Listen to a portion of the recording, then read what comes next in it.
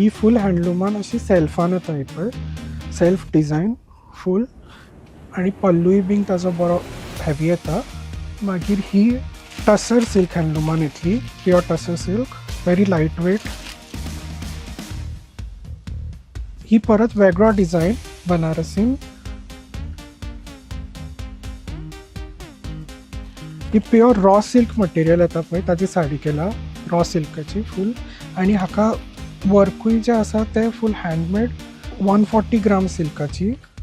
very different designs.